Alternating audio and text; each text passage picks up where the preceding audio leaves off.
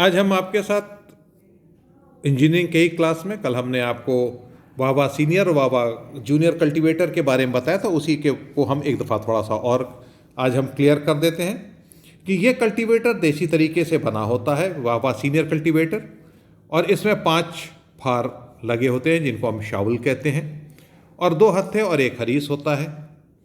इनमें न तो पहिया लगा होता है न ही लीवर। इनके फारों की दूरी बोल्ट खोल करके दाएं बाएं हटाने से ठीक की जा सकती है। इस कल्टीवेटर की औसत आकार के बैलों से खींच सकते हैं,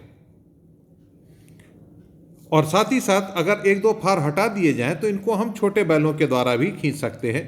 और जिस प्रकार से हम कानपुर कल्टीवेटर और मैकॉर्मिक कल्टीवेटर का इस्तेमाल हम पंक्ति में बोई गई फसलों में उनकी निराई गुड़ाई करने के लिए हम करते थे, उसी तरीके से हम इसको भी कर सकते हैं।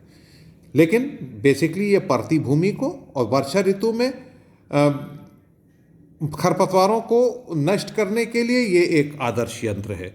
इसको हम इस तरह से इस्तेमाल करके हम पूरी रीति से हम अपने खेतों में इस्तेमाल कर सकते हैं। ये दिन भर में लगभग 1 हेक्टेयर भूमि की निराई गुड़ाई कर सकता है। इस यंत्र से बुआई करने के लिए 3 कूण का एक बोने का चोंगा भी इस कल्टीवेटर में लगाया जा सकता है, जिससे कि सभी रबी और खरीफ फसलों की बुआई की जा सकती है। वावा कल्टीवेटर की हरीस को छोड़ करके जो लकड़ी की बनी होती है, शेष भाग इस्पात का बना होता है। यह हाई कार्बन स्टील का बना होता है जो कि बहुत मजबूत रहती हैं, और इस यंत्र का कुल भार 44 किलोग्राम होता है। यह तो हो गया आपका वावा सीनियर। अब वावा जूनियर में ये 3 फाल का, सीनियर में 5 फाल होते हैं और जूनियर में 3 फाल का होता है। 3 फाल का कल्टीवेटर है, और हरीस के अतिरिक्त इसके सभी भाग इस्पात के बने होते हैं, और इनमें निम्नलिखित भाग पाए जाते हैं। जैसे कि इनमें निम्न भाग पाए जाते हैं, जैसे कि आपका टूल बार है या फ्रेम है या टाइन है, दूसरा तीसरा शावल और या फाल होता है, चौथा हैंडल होता है, और 5वां बीम होता है। इस कल्टीवेटर में जैसा कि अभी हमने आपको पहले बताया कि 3 फाल होते हैं, और ये नट बोल्ट के द्वारा ये शावल टाइन के निचले सिरे पर कसे रहते हैं, और टाइन कोनिया इस्पात के बनी टूल बार में फिट होती है। ये टूल बार 60 सेंटीमीटर लंबी होती है तथा इसके दोनों सिरों पर छिद्र बने होते हैं, जिसकी सहायता से टाइनों और फारों के बीच की दूरी को घटाया या बढ़ाया जा सकता है। इसमें एक इस्पात का हत्था तथा लकड़ी की हरीस होती है। इसकी कार्य क्षमता लगभग 1 से 1.25 हेक्टेयर प्रतिदिन की होती है। इसमें शावल मध्यम कार्बन इस्पात के बने होते हैं। इसकी धार तेज होती है करने के लिए, अगर तेज नहीं है तो उसकी धार को तेज करने के लिए इसको गर्म करके पीटा जाता है।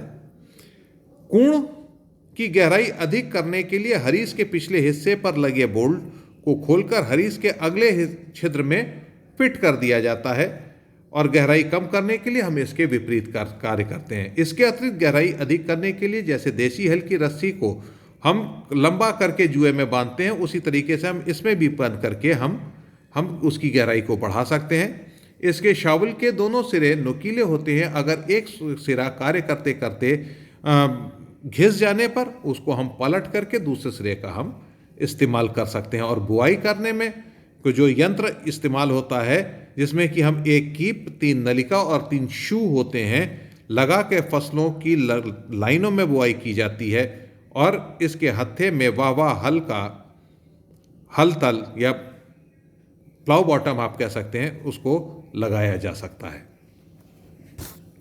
साथ ही साथ अब इसके बाद आया 1 हत्थे का हल, यानी कि अभी तक आपको 2 हत्थे वाले हल चल रहे थे, अब इसमें आया 1 हत्थे वाला कल्टीवेटर। अब 1 हत्थे वाले कल्टीवेटर की हम बात करें तो आजकल जो है किसान 1 हत्थे वाले कल्टीवेटर का अधिक प्रयोग कर रहे हैं, क्योंकि इसमें जुताई करने के लिए एक मनुष्य की आवश्यकता होती है। इसमें 5 टाइन्स होते हैं, जिसमें नीचे खुरपे लगे होते हैं।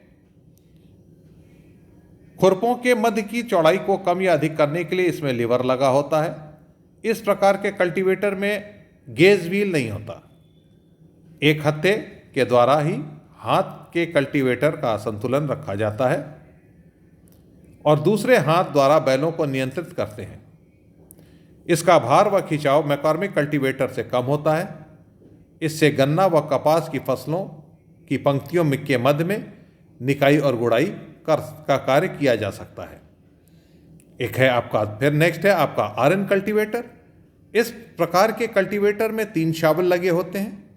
शावल या खुरपे वाली छड़ों की लंबाई 22 सेंटीमीटर की होती है। आगे की ओर ये छड़ें एक फ्रेम से जुड़ी होती हैं और पीछे की तरफ की एक छड़ के द्वारा तीनों खुरपों अलग अलग रहते हैं। इस फ्रेम में एक हैंडल जुड़ा होता है और इस हैंडल के द्वारा ही कल्टीवेटर से जुताई करते समय कल्टीवेटर का संतुलन बना रहता है। इस कल्टीवेटर को खींचने के लिए शीशम या साल की लकड़ी की हरीस फ्रेम बार में लगी होती है। इस कल्टीवेटर का भार 37 किलोग्राम होता है और खिंचाव 80 से 90 किलोग्राम होता है। यह कल्टीवेटर 30 से 40 सेंटीमीटर चौड़ाई की जुताई करता है। कोण की गहराई हरीस के द्वारा ही कम या अधिक की जा सकती है। इस प्रकार कल्टीवेटर में खुरपे के स्थान पे फरोहार का भी प्रयोग किया जाता है। Now I'm going to explain you this thing, that is one handle cultivator. Nowadays farmers are using this type of cultivator which has one handle, because to work with this cultivator only one person is sufficient. It has 5 tines in which shovels are attached to it. To increase or decrease the width of the shovel, there is a lever, and this type of cultivator don't have any gauge wheel. The cultivator which is handle which has one handle, so to control this cultivator, only one hand we can control the cultivator, and from another hand we can control the bullocks. Its weight and draft is less than McCormick cultivator, and it is very good for sugarcane and cotton crop, weeding and hoeing of sugarcane and cotton crop. And then the next one is RN cultivator. This cultivator has 3 shovel, and the shovel which shovel is attached to which bars. It is of 22 centimeter of length, and these bars are attached to a frame, and at the back of it all the shovels are attached to it. By this frame, one handle is attached to it, and this handle, by this handle at the time of plowing we can control the cultivator. And to pull this cultivator, there is a beam which is made up of shisham wood, and this cultivator, the weight of this cultivator is 37 kilogram, and the draft is 80 to 90 kilogram, and this cultivator can do plowing up to 30 to 45 centimeter of width. To increase or decrease the depth of furrow is done by the beam. In some time, in this type of cultivator we can remove, or you can say exchange the shovel with furrower. For today it is more than sufficient. Now we are going to discuss next period, that is harrow.